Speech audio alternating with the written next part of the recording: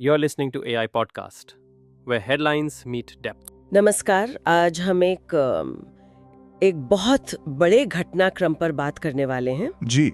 बिहार के पूर्णिया में 15 सितंबर 2025 को प्रधानमंत्री नरेंद्र मोदी ने आप मानिए 40,000 करोड़ रुपए से भी ज्यादा की योजनाओं का उद्घाटन और शिलान्यास किया। हाँ, 40,000 करोड़, ये रकम बहुत बड़ी है, खासकर सीमांचल और उत्तर पूर्वी बिहार के लिए। वही तो, मतलब इस इलाके के लिए ये अब तक का शायद सबसे बड़ा निवेश है। हाँ, और इसमें कई महत्वपूर्ण क्षेत्र हैं, जैसे एविएशन, मतलब विमानन, ऊर्जा, सिंचाई, रेल, कई सारे। सही बात है, लेकिन एक दिलचस्प पहलू ये भी है कि ये सब हो रहा है ठीक 2025 बिहार विधानसभा चुनाव से कुछ ही महीने पहले। बिल्कुल, टाइमिंग को नजरअंदाज नहीं किया जा सकता। तो आज हम यही समझने की कोशिश करेंगे, अलग अलग मीडिया रिपोर्ट्स हैं, सरकारी विज्ञप्तियां हैं, इनके आधार पर कि इन घोषणाओं का मतलब असल मतलब क्या है। हाँ, क्या ये वाकई सीमांचल का भविष्य बदलेंगी या ये सिर्फ चुनावी हवा है? और सबसे जरूरी,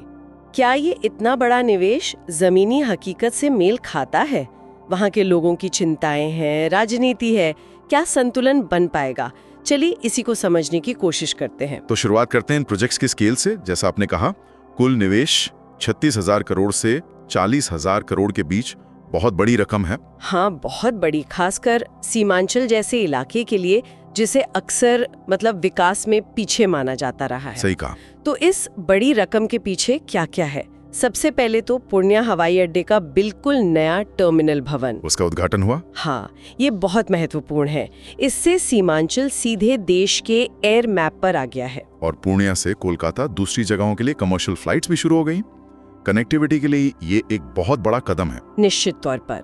और कनेक्टिविटी की ही बात करें तो रेल में भी काफी कुछ हुआ है। अच्छा, क्या क्या हुआ है रेल में? एक तो अररिया गलगलिया रेल लाइन जो ठाकुरगंज तक जाती है, करीब 4,410 करोड़ की लागत से बनी है, उसका उद्घाटन हुआ। अच्छा, ये अररिया और किशनगंज को जोड़ेगी। हाँ। और साथ ही एक और नई लाइन का शिलान्यास हुआ है, विक्रमशिला से कटारिया।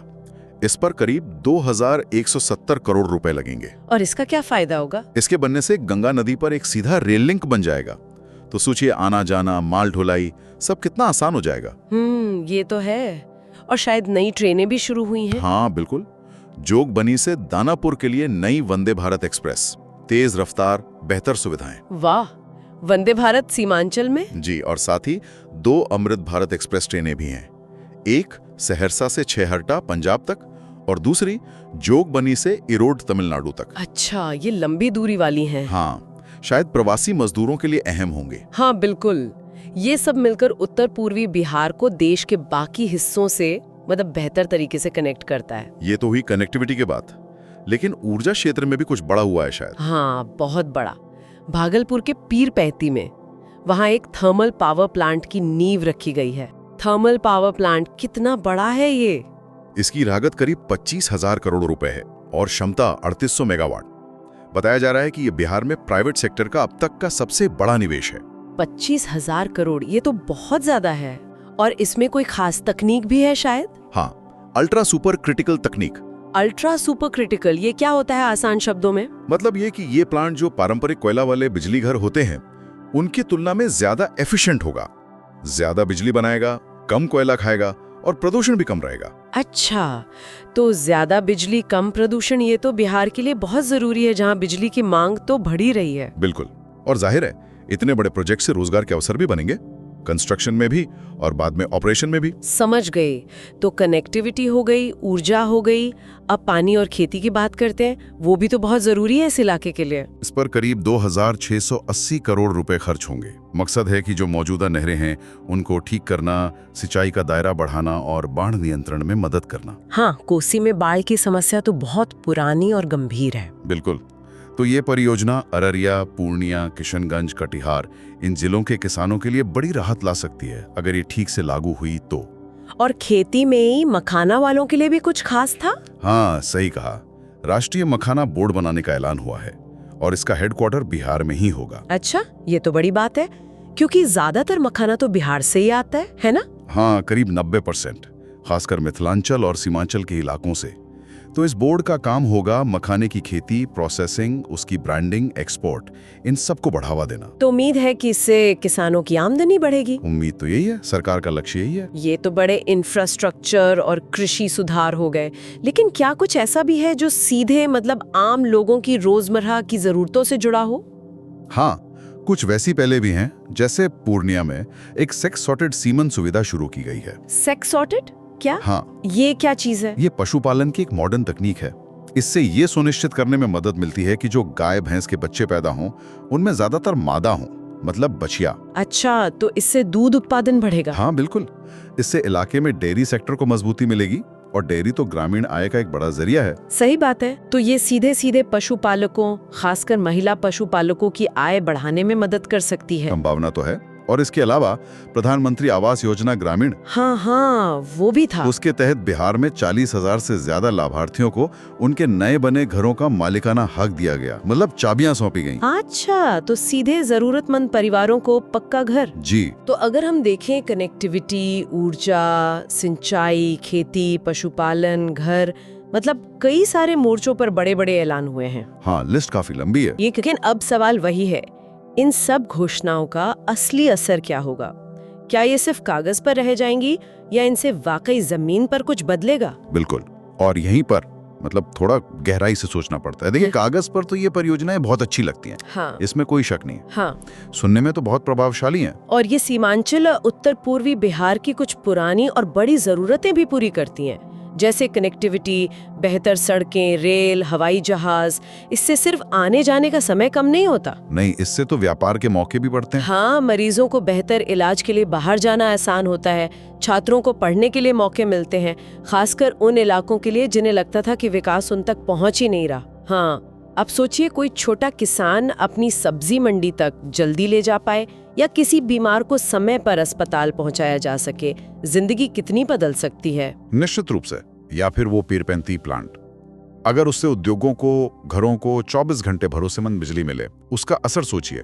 सही बात है। तो ऊर्जा के मामले में अगर ये प्लांट समय पर पूरा होता है तो बिहार की बिजली की कमी दूर करने में मदद मिल सकती है। और जैसा हमने कहा, नई तकनीक मतलब कम प्रदूषक। और खेती किसानी में वो कोसी मेची लिंक। हाँ, अगर वो वाकई बाढ़ को कंट्रोल कर पाता है और सिंचाई के लिए पानी सुनिश्चित करता है तो खेती की जो अनिश्चितता है वो कम होगी। और खेती तो इस इलाके की अर्थव्यवस्था की रीढ़ है। और मखाना बोर्ड, अगर वो किसानों को सही दाम और बाजार दिलवा दे तो वो ग्रामीण आय बढ़ाने का एक ठोस जरिया बन सकता है। ये सब बातें सीधे तौर पर गांव के परिवारों को छूती हैं। मतलब कोई अड़चन भी है, कोई विवाद, अक्सर इतने बड़े प्रोजेक्ट्स में कुछ न कुछ तो होता ही है। हाँ बिल्कुल, और यहीं पर वो पूर्णिया हवाई अड्डा वाला मामला सामने आता है, भूमि मुआवजे का विवाद। अच्छा, हाँ, वो क्या है पूरा मामला, थोड़ा विस्तार से बताइए। वहाँ कई स्थानीय किसान हैं, गांव वाले हैं, जिनका आरोप है कि एयरपोर्ट के विस्तार के लिए जो उनकी जमीन ली गई है उसका सही मुआवजा उन्हें अब तक नहीं मिला है। ओ, मुआवजा नहीं मिला, यही उनका कहना है। कुछ रिपोर्ट्स में तो ये भी आया कि मुआवजे का इंतजार कर रहे किसानों की मक्के की फसल को कथित तौर पे जबरदस्ती काट दिया गया ताकि कंस्ट्रक्शन शुरू हो सके। क्या फसल काट दी गई? ऐसा आरोप है। हाँ। इसके चलते गांव वालों में काफी गुस्सा है और खबरें हैं कि उनकी पुलिस के साथ झड़पें भी हुई हैं। तो किसानों की मुख्य शिकायत क्या है? मतलब पैसा नहीं मिला या प्रक्रिया गलत थी? दोनों बातें कह रहे हैं। कुछ का कहना है कि पैसा उन तक पहुंचा ही नहीं, कुछ प्रक्रिया पर सवाल उठा रहे हैं, पारदर्शिता की कमी बता रहे हैं। खासकर कुछ महिला जमीन मालिकों ने मीडिया में कहा कि उन्हें कोई डायरेक्ट पेमेंट नहीं मिला है और अब उन्हें सरकारी बातों पर भरोसा नहीं रहा। और सरकार का क्या कहना है इस पर? प्रशासन क्या कह रहा है? अधिकारियों का कहना है कि मुआवजे की जो रकम है वो कानूनी प्रक्रिया के तहत जिला अदालत में जमा है। जिनके कागजात सही हैं वो क्लेम करके पैसा ले सकते हैं। तो मतलब एक तरह का डेडलॉक है, एक तरफ विकास का बड़ा प्रोजेक्ट, दूसरी तरफ किसानों की नाराजगी और अविश्वास। हाँ बिल्कुल, और ये स्थिति इन सारी घोषणाओं की चमक को जाहिर है थोड़ा कम कर देती है। और यहीं से शायद राजनीति शुरू होती है, खासकर जब चुनाव इतने करीब हो। हाँ, ये हमें सीधे ले आता है इन परियोजनाओं के राजनीतिक मतलब पर। 2025 विधानसभा चुनाव, इन घोषणाओं का जो समय है, चुनाव से ठीक पहले, इसे सिर्फ संयोग तो नहीं माना जा सकता। नहीं, बिल्कुल नहीं। ये बिहार की राजनीति में एक बड़ा दाव है। मुकाबला मुख्य रूप से एनडीए यानी बीजेपी और उसके सहयोगी दल, और दूसरी तरफ महागठबंधन जिसमें आरजेडी मुख्य विपक्षी दल है, के बीच है। तो एनडीए की क्या रणनीति लग रही है इन घोषणाओं से? देखिए, एनडीए जो केंद्र और राज्य दोनों जगह सत्ता में है, वो साफ तौर पर विकास का नैरेटिव बना रही है। हाँ, विकास का मुद्दा। और सीमांचल जैसे इलाके जो पारंपरिक रूप से आरजेडी या दूसरे विपक्षी दलों के गढ़ माने जाते रहे, वहां इतना बड़ा निवेश करके एनडीए ये संदेश देना चाहता है कि वो इन इलाकों की उपेक्षा नहीं कर रहा। मतलब देखो, हम यहाँ भी काम कर रहे हैं। हाँ, कनेक्टिविटी, बिजली, सिंचाई, रोजगार, ये सब मुद्दे सीधे वोटर से जुड़ते हैं और प्रधानमंत्री के साथ मुख्यमंत्री, दोनों उप मुख्यमंत्री, सब एक मंच पर। ये एनडीए की एकता दिखाने की भी कोशिश है और शायद ये भी दिखाने की कि डबल इंजन सरकार तेजी से काम करती है। बिल्कुल। वो आवास योजना का लाभ देना या डेयरी वाली पहल, ये सब लास्ट माइल डिलीवरी, मतलब अंतिम व्यक्ति तक लाभ पहुंचाने वाली बात को भी मजबूत करते हैं। सही कहा। और आपने महिला वोटरों की बात की थी। डेयरी और मखाना जैसी पहलें शायद उन्हें भी ध्यान में रखकर की गई हों। संभव है। एक और बात है, शायद विकास का फोकस अब तक ज्यादातर पटना या मध्य बिहार पर रहा है। हाँ, ये एक आम धारणा रही है। तो अब सीमावर्ती इलाकों, अल्पसंख्यक बहुल आबादी वाले इलाकों पर ध्यान देकर एनडीए शायद अपनी पहुंच बढ़ाने की कोशिश कर रहा है, एक समावेशी विकास की छवि बनाने की कोशिश। ये तो हुई एनडीए की रणनीति, पर विपक्ष, महागठबंधन, वो कैसे जवाब देगा इसका? वो चुप तो नहीं बैठेगा? जाहिर है नहीं, विपक्ष के पास भी मुद्दे हैं। सबसे पहले तो वो पूर्णिया वाला भूमि विवाद, उसे वो जोर शोर से उठा सकते हैं। हाँ, उसे किसान विरोधी बताकर पेश कर सकते हैं। बिल्कुल। और इन सारी घोषणाओं को वो कह सकते हैं कि ये महज चुनावी जुमला है, लॉलीपॉप है। सवाल उठा सकते हैं कि क्या ये प्रोजेक्ट्स वाकई समय पर पूरे होंगे जी, क्या इनका फायदा आम आदमी तक पहुंचेगा भी। बिल्कुल। विपक्ष शायद पुरानी घोषणाओं का हिसाब भी मांग सकते हैं कि उनका क्या हुआ। और जो असल मुद्दे हैं, क्षेत्रीय असमानता, बेरोजगारी, महंगाई, पलायन, उन पर सरकार को घेरने की कोशिश करेंगे। बिल्कुल। विपक्ष का नैरेटिव यही रहेगा कि ये बड़ी बड़ी बातें असल मुद्दों से ध्यान भटकाने के लिए हैं। जमीनी हकीकत कुछ और है। वो पूछ सकते हैं कि इतने बड़े पावर प्लांट से लोकल लोगों को कितनी नौकरी मिलेगी, या नई सड़कों, ट्रेनों का फायदा उठाने के लिए आम आदमी की जेब में पैसा है भी या नहीं। तो अब सबसे बड़ा सवाल, नतीजा क्या हो सकता है? चुनावी हवा किधर जा सकती है? देखिए, अभी कहना तो जल्दबाजी होगी, लेकिन कुछ संभावनाएं तो दिखती हैं।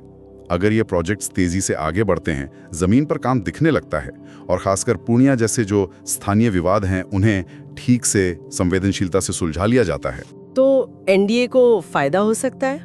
हाँ, तब एनडीए अपने विकास के दावे को और मजबूती से रख पाएगा और शायद सीमांचल जैसे जो पारंपरिक विपक्षी गण हैं उनमें भी कुछ सेंध लगा सके। लेकिन अगर ऐसा नहीं हुआ तो मान लीजिए भूमि विवाद और बढ़ गया या प्रोजेक्ट्स में देरी हुई, तब मामला उल्टा पड़ सकता है। अगर लोगों को लगा कि ये सिर्फ हवाई बातें थीं या उनके हितों का ध्यान नहीं रखा गया, तो ये एनडीए के खिलाफ जा सकता है। हाँ, गांव देहात में गुस्सा बढ़ सकता है और उस गुस्से को विपक्ष भुनाने की पूरी कोशिश करेगा। देखिए, चुनाव सिर्फ घोषणाओं से नहीं जीते जाते। जमीन पर उनका असर क्या है, लोगों का अनुभव क्या है, वो ज्यादा मायने रखता है। तो कुल मिलाकर स्थिति काफी दिलचस्प है और जटिल भी। एक तरफ बिहार का एक अहम लेकिन पिछड़ा माना जाने वाला हिस्सा, उसके लिए 40,000 करोड़ से ज्यादा का निवेश, कनेक्टिविटी, ऊर्जा, कृषि पर फोकस। हाँ, बड़े पैमाने पर। दूसरी तरफ 2025 चुनाव का समय नजदीक है, जो इसे एक बड़ा राजनीतिक दांव बनाता है। बिल्कुल। और इन सब के बीच वो पूर्णिया एयरपोर्ट वाला भूमि विवाद एक कांटे की तरह है। एनडीए विकास रथ पर आगे बढ़ना चाहता है, तो विपक्ष इन दावों की हकीकत पर सवाल उठाने को तैयार है। हाँ, और अब आगे देखना यही होगा कि जमीन पर होता क्या है। क्या ये बड़े बड़े प्रोजेक्ट्स स्थानीय समुदायों की जरूरतें और उनके अधिकारों के साथ तालमेल बिठा पाएंगे? ये जरूरी सवाल है। क्या सीमांचल जैसे विविधता वाले इलाके में इन विकास का लाभ सबको बराबर मिलेगा, या कुछ खास इलाके या ग्रुप ही फायदे में रहेंगे? और क्या इनका फोकस सिर्फ अगले चुनाव तक है, या इनकी लंबे समय तक चलने वाली स्थिरता और प्रभाव को भी देखा जाएगा? बिल्कुल। सबसे बड़ा सवाल यही है कि क्या ये भारी भरकम निवेश सिर्फ आंकड़ों और हेडलाइंस में रह जाएगा, या फिर ये वाकई सीमांचल के आम लोगों की जिंदगी में कोई सार्थक बदलाव लाएगा? निश्चित रूप से ये एक ऐसा सवाल है जिसका जवाब तो आने वाले महीनों और सालों में ही मिलेगा, और हम इस पर नजर बनाए रखेंगे। आज की इस बातचीत के लिए आपका बहुत बहुत शुक्रिया। शुक्रिया। उम्मीद है हमारे श्रोताओं को बिहार के इस महत्वपूर्ण घटनाक्रम को समझने में मदद मिली होगी, और वे इसके अलग अलग पहलुओं पर खुद भी जरूर सोचेंगे। इस एआई पॉडकास्ट को देखने के लिए धन्यवाद। ताज़ा खबरों और गहन विश्लेषण के लिए हमारे चैनल को सब्सक्राइब करें और जुड़े रहें।